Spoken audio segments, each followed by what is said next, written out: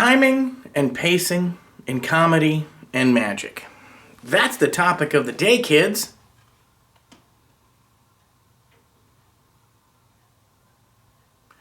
This is a superpower you can learn, and you can use it at home.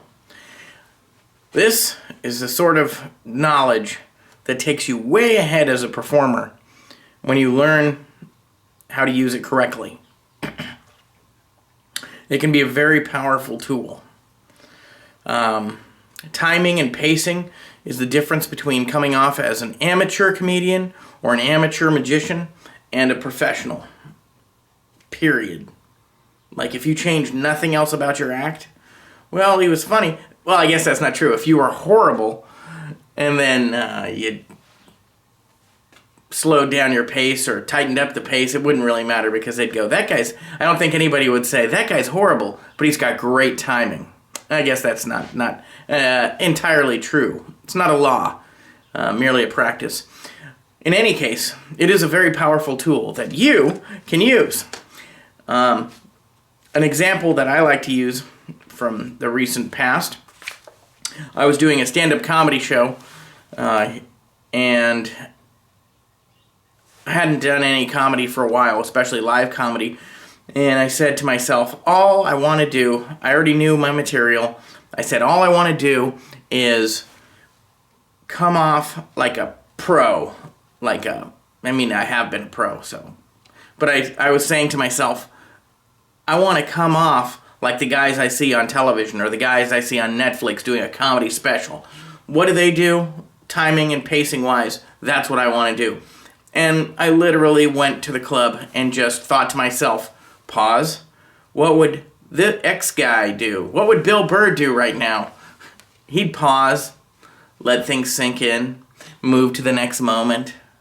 And then you get into a rhythm where you can feel where the crowd's laughing, and you can pick that rhythm up a little bit, back off, do some funny, identifying, check out my other video, eye contact and the power of eye contact.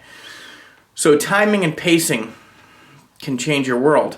And that's what I did that night. I just said, pacing-wise, I'm just going to treat it like I'm Bill Burr or one of these other guys on stage.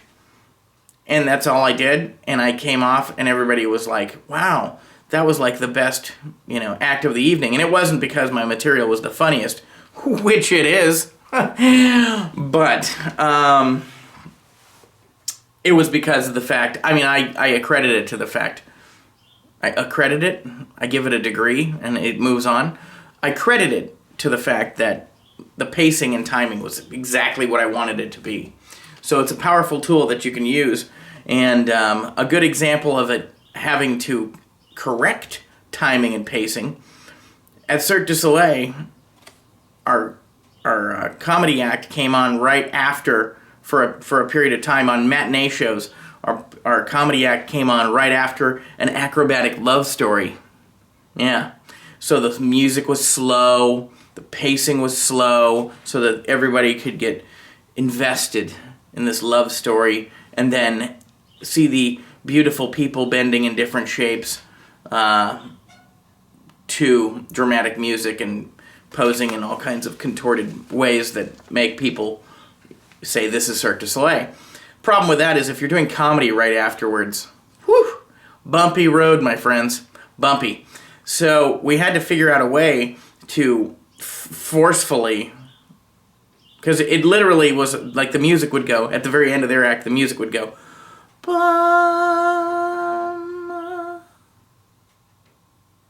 And then we'd come out like a jagged knife in the heart and try to do some comedy. And you learn a lot about pacing and timing when you're forced into this kind of situation in front of 2,000 people. So, again, tricks that you can do.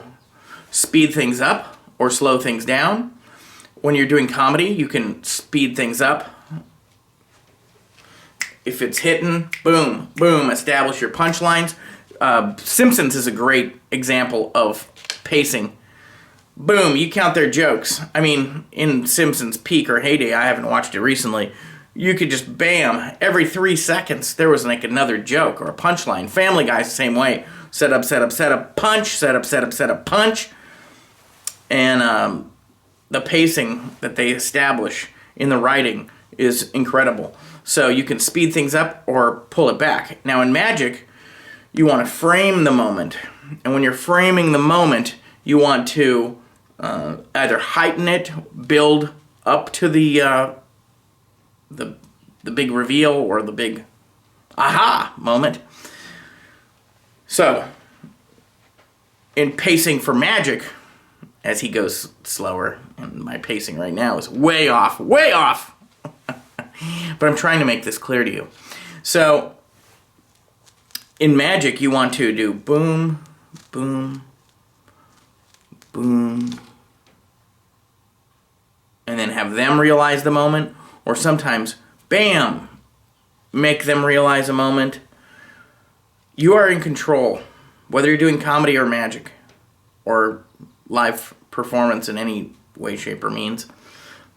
You're in control of the moment. And in magic, you really want to frame that moment so that it is the most meaningful, the most powerful, or the most bizarre. You frame the moment, though. You're in charge of it. So you have the director's lens to shape it the way you want, and thereby, change other people's experiences.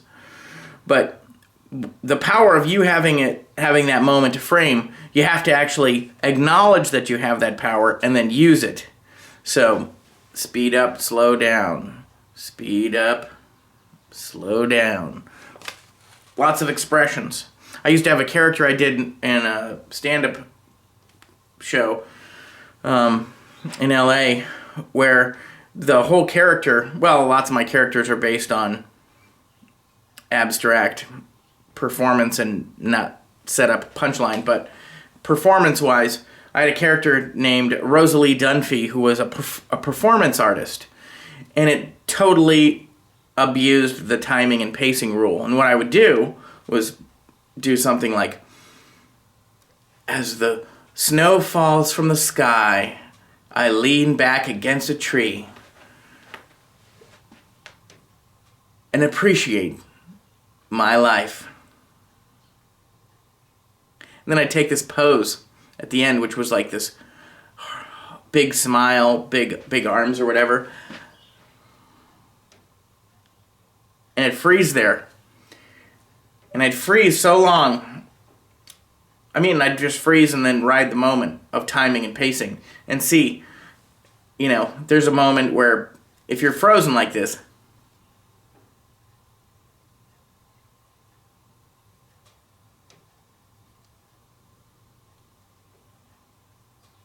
there's a moment where crowd doesn't know what you're doing, crowd thinks it's weird, so they giggle a little, then crowd giggles a little more, then they go, oh, he's going to stop now that we've giggled. No, he doesn't stop. They start taking mental pictures and see your lip quivering, maybe sweat's coming down. And what I realized is the pacing and timing would turn horrific. It would go from like, well, this is kind of quirky and uncomfortable, to, no, this is seriously weird, to, this is funny now. And you'd hear waves, just standing like a living statue, quivering and being a human. You'd hear waves of like, this is weird, I don't like this, I feel uncomfortable with this, oh, it's really funny, oh, now it's not funny, when's he gonna stop? He's not stopping. This is so weird, laugh, laugh, laugh. And it was like, timing and pacing was its own experience. It was surreal to see that if I did this thing, must have done it for like 4 minutes. That the pacing of laughter, uncomfortableness, and bizarre, abstract performance was just like, it would go in waves. They'd go, this is weird, I don't feel comfortable with this. All right, come on. And some people like might say something, and you just keep going. But eventually, like the face, because I'm in this big pose, you can't hold it, so your face is starting to drop. You're blinking. Like, it's just weird.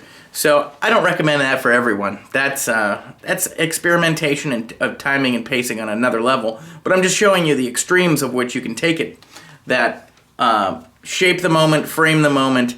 You can create whatever you want to do. So on the one hand, you have your material, and on the other hand, you have the timing and pacing to make it really lock in and take you to the next level as a performer. So I hope this was helpful, and I enjoy being part of this Inside Deception community, and we shall continue from there, or for there. Thank you, and good night.